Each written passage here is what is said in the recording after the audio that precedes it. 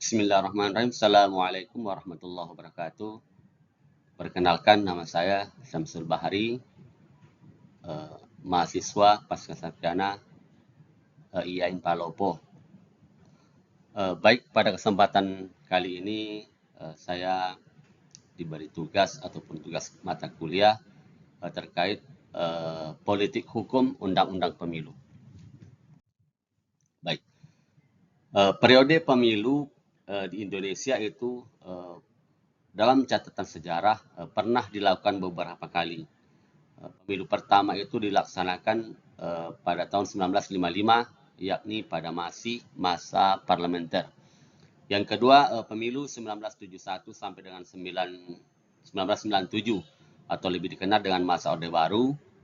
Yang ketiga adalah pemilu yang diselenggarakan tahun 1999 sampai 2009 ataupun masa reformasi, yang kemudian terus mengalami perubahan terkait pelaksanaan pemilihan presiden secara langsung, yakni yang pertama tahun 2004, kemudian pada tahun 2014 sampai dengan 2024 masa sekarang. Pemilu pada tahun 1955, yakni masih pada masa parlementer, sebenarnya ide untuk melaksanakan pemilu ini sudah seringkali direncanakan oleh pemerintah, namun pada kenyataannya terjadi tarik ulur di parlemen. Kenapa hal demikian? Menurut Herbert Fett, penyebabnya karena pemerintah maupun parlemen sebenarnya sama-sama enggan menyelenggarakan pemilu. Adapun alasan mereka adalah yang pertama, banyaknya anggota parlemen merasa akan kehilangan kedudukannya di parlemen jika diselenggarakan pemilu karena kehadiran mereka adalah produk dari konsensi otomatis. Dan yang kedua adalah adanya kekhawatiran, terutama partai yang berkuasa pada saat itu, PNI, haluan negara bisa jadi bergeser ke kanan sebab pemilih di tingkat lokal Partai Islam menang mutlak atas PNI. Itu khawatirannya. Yang ketiga adalah adanya kekhawatiran perwakilan bagi daerah-daerah di luar Jawa akan lemah. Dan yang keempat adalah adanya kekhawatiran terlalu banyak muncul partai politik. Itu yang dikhawatirkan menurut Herbert Fett. Ya. Kita berbicara sekilas tentang jelang pemilu pertama. Pada waktu itu sebenarnya sudah sering didengungkan, tetapi itu memuncak ketika terjadi pergesekan antara pemerintah dengan angkatan darat pada saat itu.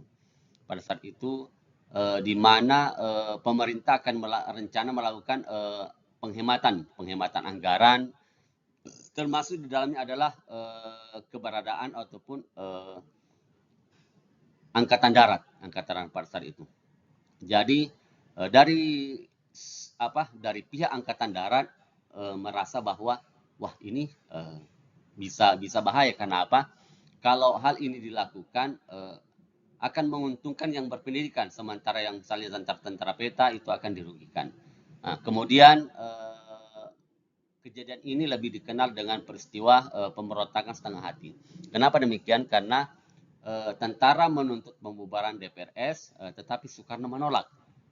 Sebab meskipun menurut Undang-Undang Dasar Sementara 1950, Presiden dapat membubarkan parlemen, tetapi dalam tempo 30 hari setelah pembubaran harus dibentuk parlemen baru, sehingga dalam waktu singkat harus diselenggarakan pemilu. Nah, akhirnya tarik ulur terjadi, kemudian belum lagi pada masa Soekarno itu keadaan politik perang itu belum stabil.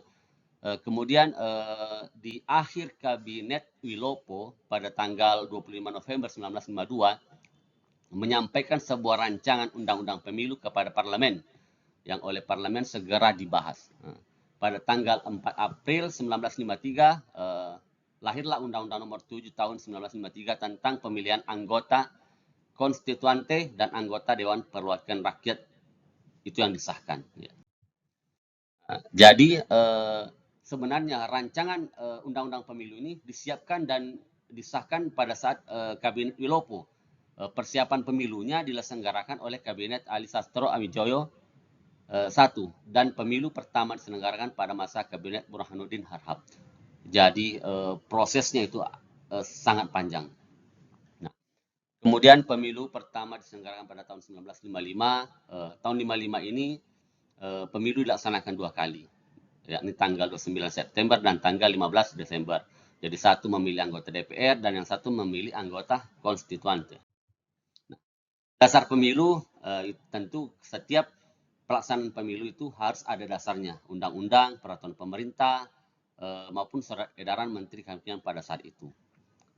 Jadi kalau undang-undangnya tadi Undang-Undang Nomor 7 tahun 53, terus diubah dengan Undang-Undang Nomor 18 tahun 53, terus Peraturan Pemerintah Nomor 9 tahun 54, terus Peraturan Pemerintah Nomor 47 tahun 54, terus Surat Edaran Menteri Kehakiman Nomor JB 2/9/4 UND tanggal 23 April 53.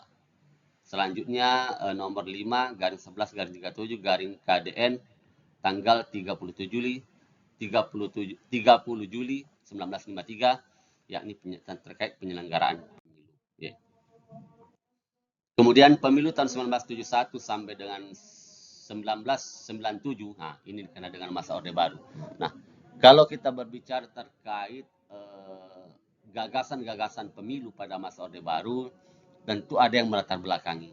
Salah satunya adalah pada masa itu melihat bahwa sebenarnya stabilitas politik di Indonesia itu lebih banyak dipengaruhi karena terlalu banyaknya partai. Inilah yang kemudian selalu berganti-ganti, ulah partai kemudian pada masa Orde Baru ini dilakukan penyederhanaan dari sekian jumlah partai menjadi 9 pada saat itu. Jadi ada Parmusi, NU, PSII, PERTI, PNI, Partai Katolik, IPKI, dan Murba. Jadi semua partai-partai ini sebenarnya harus diseleksi. Yang terutama pada saat Orba itu adalah terkait keterlibatan dalam organisasi terlarang, misalnya PKI, organisasi kanan, NII, TI, DI, dan sejenisnya. Ya. Terus tahun 1997 itu adalah merupakan pemilu yang kedua diselenggarakan bangsa Indonesia, dilaksanakan pada tepatnya 5 tahun setelah pemerintah ini berkuasa. Jadi setelah Soeharto memegang tampuk pemerintahan, kemudian 5 tahun setelahnya barulah dilaksanakan pemilu yang kedua. Nah, pemilu kedua ini tahun 1997 menganut sistem perwakilan berimbang, ya, dengan sistem daftar, artinya besaran kekuatan perwakilan organisasi dalam DPR dan DPRD berimbang dengan besarnya dukungan pemilih, karena pemilih memberikan suaranya kepada organisasi peserta pemilu. Jadi bukan memilih langsung, tetapi memberikan suaranya kepada organisasi peserta pemilu. Nah, inilah kemudian yang bertahan cukup lama pada masa 1971 sampai 97, sampai berakhirnya ataupun lengsernya pemerintahan Orde Baru, yakni Bapak Soeharto. Nah, Orde Baru sendiri itu dilaksanakan 6 kali pemilih. Tetapi dalam 6 kali pemilih ini 1971, 77, 82, 87, 92, 97 itu mirip-mirip semuanya.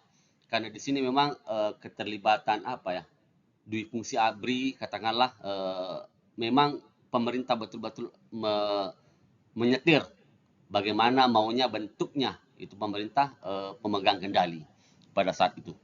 Jadi Orde Baru ini sekalipun 6 kali rangkaian pemilih, tetapi kita tahu bahwa presidennya itu terus. Karena itulah politik. Ketika politik berkuasa dan dapat mengontrol jalannya pemerintahan, aturan-aturan itu disesuaikan dengan keinginan pemerintah pada saat itu. Kemudian ini masa reformasi, masa goncangan demokrasi Indonesia ketika Pak Soeharto lengser. Tahun 1999 sampai dengan 2009 atau masa reformasi, bahkan sampai dengan tahun sekarang ini 2024 yang baru selesai ini. Di tahun 1999 sistemnya perwakilan berimbang juga, proporsional. Terus tahun 2004, ini benar-benar adalah terobosan baru, dalam artian di tahun 2004 pemilih ini pilpres pertama yang dilakukan secara langsung. Jadi kalau anggota DPR itu dilaksanakan 5 April 2004, kemudian pilpresnya 2 kali putaran, 5 Juli dan 20 September 2004. Nah, ini juga sistemnya perwakilan berimbang, artinya ketentuan-ketentuan yang lama itu tidak terlalu banyak berubah, dan semua ini adalah peran penting keberadaan partai politik. Nah, masa reformasi ini lanjut dengan tadi tahun 2009, 9 April dan Pilpresnya 8 Juli 2009. Ini luar biasa juga, satu putaran pada saat itu diikuti oleh 44 partai kontestan, 38 partai nasional, 6 partai lokal, yakni Aceh ya. Nah, di tahun 2014 dengan 2019 ini ada sedikit perbedaan di mana tahun 2019 ini pileg dan pilpresnya itu sudah dilaksanakan secara bersamaan berdasarkan uji materi putusan MK nomor 14 tahun 2013 ya. Di sini memang ada apa ya, ada bagaimana pembagian apanya, presentasi perolehan suara itu, kemudian bagaimana penetapan anggota dewan. Di sini juga setiap ada pemilu itu pasti ada perubahan-perubahan, di mana perubahan itu tergantung kondisi para politikus saat itu. Nah, pemilu 2024 yang baru dilaksanakan ini memang tentu banyak juga ceritanya, plus minusnya banyak juga, terkait ketika konsertan ini masuk belum memenuhi syarat, kemudian dilakukan uji materi terhadap Undang-Undang Pemilu tahun nomor 7 tahun 2017. Salah satu misalnya kita waktu hangat-hangat adalah terkait batas usia calon wakil presiden. Nah, kemudian keluarlah putusan MK nomor 90 yang mengizinkan, artinya membenarkan di bawah 40 ketika orang itu ingin mencalonkan menjabat atau sementara menjabat. Jadi ada bahasa tambahan, ada bahasa pengecualian. Kesimpulannya, mulai dari pemilu pertama sampai dengan pemilu yang terakhir 2024, itu pada intinya semua kepentingan partai politik, semua kepentingan yang ada di negara ini itu selalu disesuaikan dengan keadaan itu. Ketika misalnya ada sesuatu hal yang tidak termaktub, maka usahanya adalah uji materi terhadap undang-undang pemilu tersendiri yang mengatur. Nah, ini sebenarnya tidak salah karena apa? Dilakukan sesuai dengan koridor. Misalnya umurnya tidak cukup, dilakukan dengan uji materi dan dikabulkan. Ini terlepas juga terkait polemik ataupun prasangka, tuduhan, dan lain sebagainya. Ada mengatakannya nepotisme dan sebagainya, itu kita terlepas dari itu. Tetapi prosedurnya memang seperti itulah politik hukum. Ketika ada sesuatu hal keinginan, itu disampaikan menurut koridor atau aturan yang telah ditetapkan. Demokrasi memang seperti itu. Harus disampaikan semua suara, pendapat, atau apapun sejenisnya itu harus disampaikan melalui aturan-aturan yang telah ada. Dan inilah pentingnya kita mengetahui atau mempelajari tentang terkait politik hukum di negara kita. Ya, demikian.